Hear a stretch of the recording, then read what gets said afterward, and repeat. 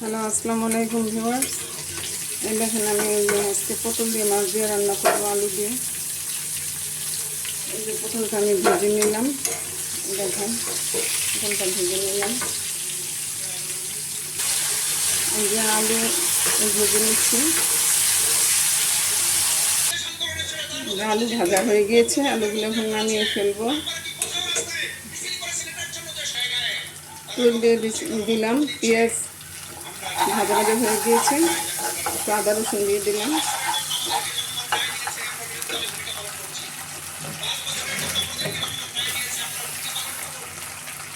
সামান্য একটু পানি দিয়ে দিলাম।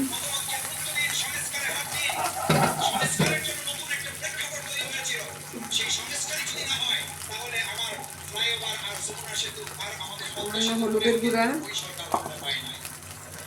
ধনিয়া,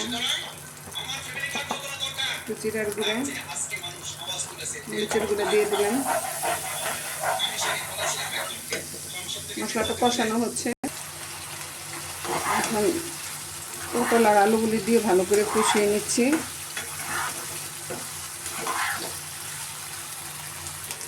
কষানো হয়ে গিয়েছে, মাছগুলো দিয়ে দিলাম। এখন এই যে ঝোল দিয়ে দিচ্ছি। গরম পানি দিলে তরকারি খেতে ভালো লাগে, তো গরম পানি দিয়ে দিলাম।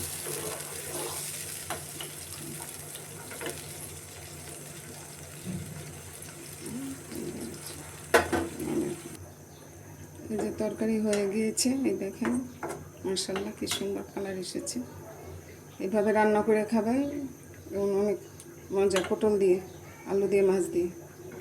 আমি অবশ্য আজকে রুই মাছ দিয়ে রান্না করেছি। আল্লাহ হাফেজ।